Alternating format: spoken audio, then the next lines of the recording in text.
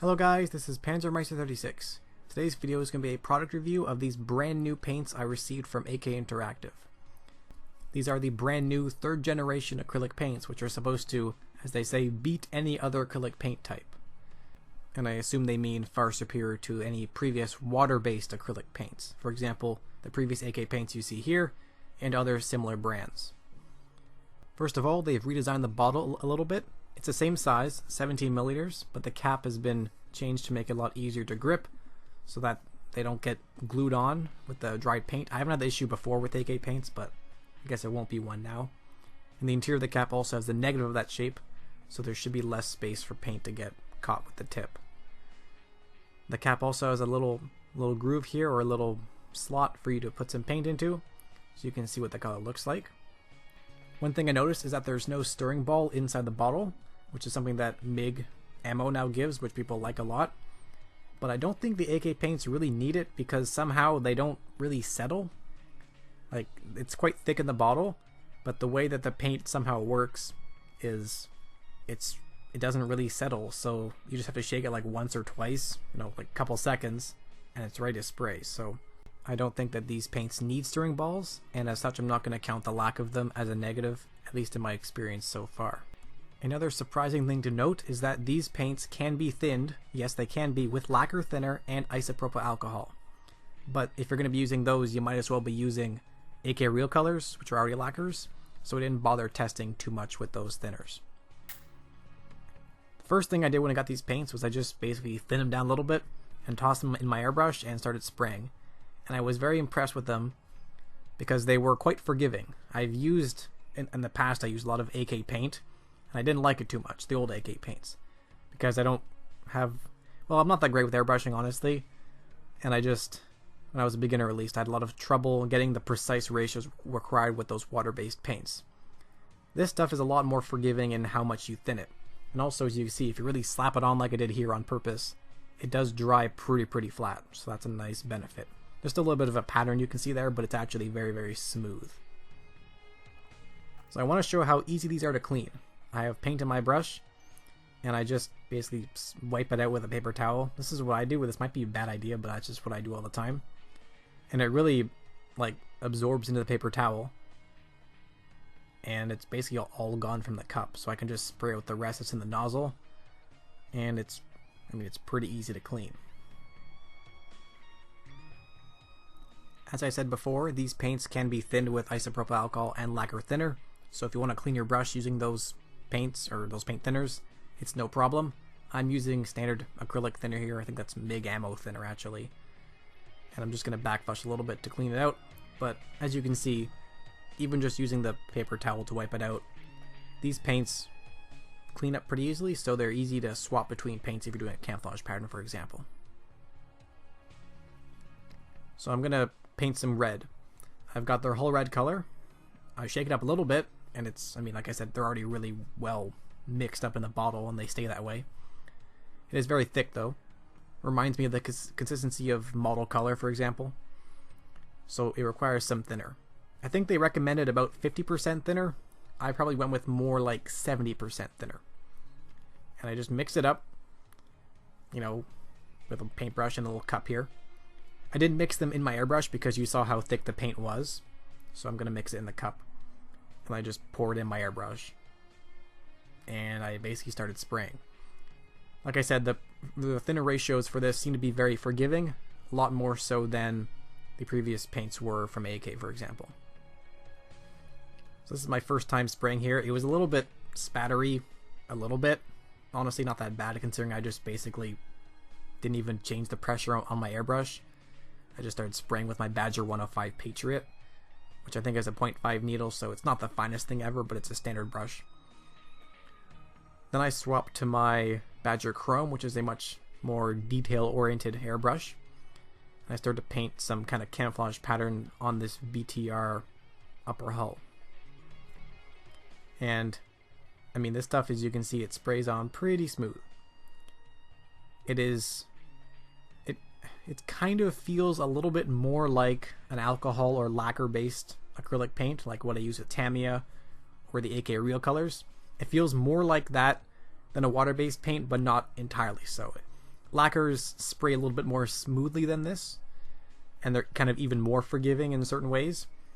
But this definitely seems better than the previous AK paint by a long shot, because I had, when I was new at least, I had a lot of bad experiences with that because I wasn't that great at airbrushing. Still kind of not am, but whatever. But I found that this was, like I keep saying, a lot more forgiving in terms of how much you need to thin it. So now I'm going to spray some of their German gray color, and I thin this with Tamiya X20A, which is basically isopropyl alcohol, just to see how much that improved it. And it kind of made it a little bit better, but like I said before, if you're going to be spraying a water-based paint like this and not a lacquer, then why would you be thinning it with basically lacquer thinner or alcohol? You're going for the paint that has a very minimal to no smell. Basically, that's the reason why you pick a water-based paint. So thinning it with X20A is kind of defeating the purpose of it. And it made it a little bit better, but you know, it was fine. It was definitely very fine with just the acrylic thinner I was using before. So this is not necessary. But if you don't care about the fumes, then I guess you could try this. It made it a little bit smoother to spray, as usually happens when you're using isopropyl alcohol basically as a thinner. The coverage seems pretty decent. They say that this stuff goes on very, it has a really high coverage. Didn't seem especially true, but I mean, as you see here, I'm just layering it on pretty thin because I'm using my detail brush. But the coverage is not bad at all. So like I said, I'm quite impressed with these. They are a lot better than the previous AK paints were, at least the water-based ones.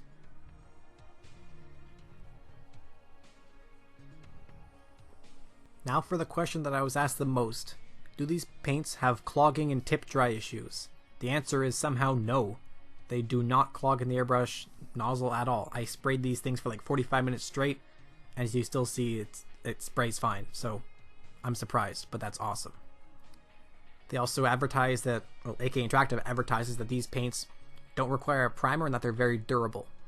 So I tried to test that here by applying some standard low-tack masking tape over the paints, which were painted over the plastic, and no peeling at all. They seem very durable there. And that's just the yellow. I think that's their stone yellow and their hull red over bare plastic, so no primer there. I also applied some masking fluid to see if that would peel them off as well, and it did not. So these paints are certainly a lot more durable than most water-based paints acrylics are in my experience.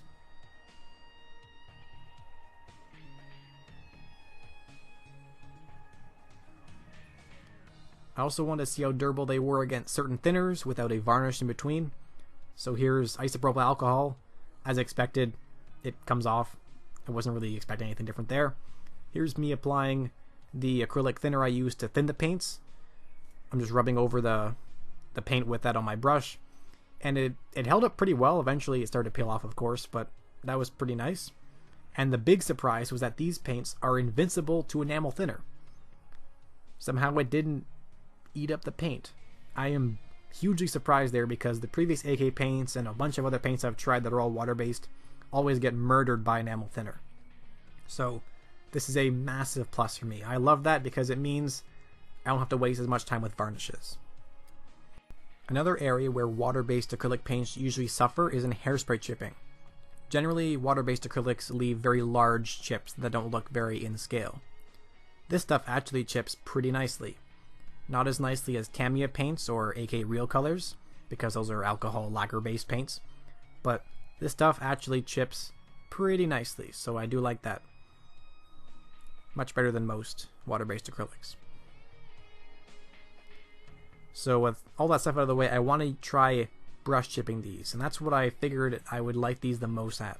So I've got their chocolate chipping color and some gunmetal, which is a metallic.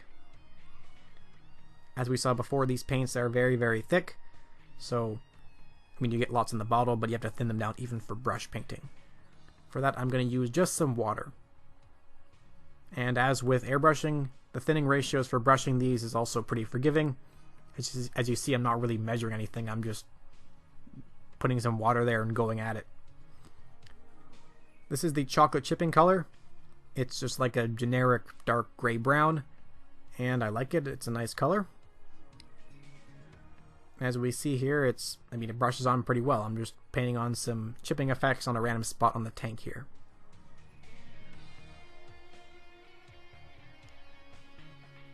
I also painted on some of I'm using the brown again here, but I'm just trying to paint it as if it was a rubber tire. And these also brushed on really, really well.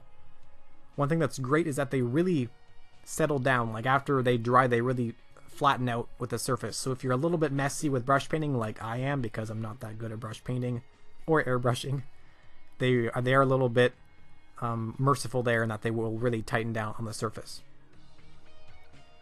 Now here's their gunmetal paint, which I painted on another wheel. Let's pretend this is a steel wheel on like a Panther or something. But I'm just trying to see how well that works. And it's basically the same thing. It has a nice metallic sheen and it really snuggles down once it's dry. So that's pretty impressive. I'll probably use this a lot more in the future for steel wheels.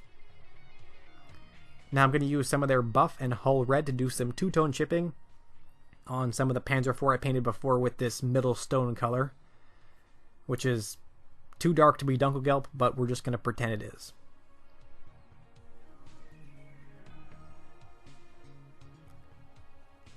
As with the previous chipping effects I did, this stuff works pretty well. I do like it. It seems to brush smoothly and has very decent coverage. Like, it's pretty opaque, even though I've thinned it down quite a bit. I don't have to go over with a second layer or anything. This stuff covers really, really nicely.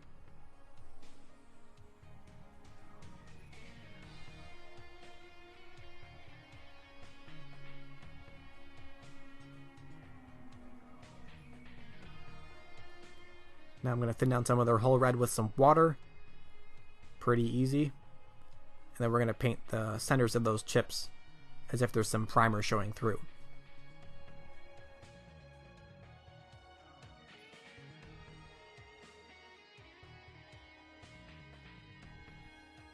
As I've already said, this stuff is really nice to brush paint, and it's very opaque, and it really flattens out once it's dry, so I do like it a lot for brush painting. Looks pretty good. Now, I'm not that great at brush painting, and I never before even considered brush painting tank numbers or anything like that, but I just decided to try it here. This is the German gray color thin with some water, and I'm just going to try painting some random numbers. And yeah, this stuff is really nice. I like this a lot. Now, I'm not that great at brush painting, so don't think I'm like a master at this, but I guess it goes to show you that if somebody who's not that confident with brush painting can paint these numbers pretty easily, these paints are quite nice to brush paint. So if you're really good at brush painting, you'll probably get even better results, but I'm happy with this. This is awesome. I don't have any of their white, sadly, but if I did, I would be painting Russian slogans and stuff on turrets without a second thought with this stuff. That's pretty cool. Alright, so that's about it for my review. My final thoughts are that these are actually surprisingly, I didn't expect this, but they're actually a great water-based acrylic paint, and they're far better than what I've previously worked with in that area, like the previous AK paints. However, I still do prefer lacquer paints, so I'm probably going to stick with Tamiya and the AK Real colors for airbrushing. I find that they spray a little bit smoother, hairspray chip better, and for example, the AK Real colors have a bunch of historically accurate color tones for camouflages and stuff. The third generation acrylics here don't have that yet. They're still just kind of like Tamiya paints in that they have a bunch of just kind of generic colors that you might have to mix up to get something you want for camouflage. However, I'm certainly going to be replacing my old AK water-based acrylics with these new 3rd gen ones for brush painting because these are awesome in that area. I hope you guys enjoyed that video. Like I said, these paints are pretty nice. Not good enough to make me leave lacquers behind, but if lacquer thinner and stuff like that is a concern to you for the fumes, then these water-based acrylics are something you should definitely take a look at. As always, thanks for watching. I will see you next time. Goodbye and happy modeling.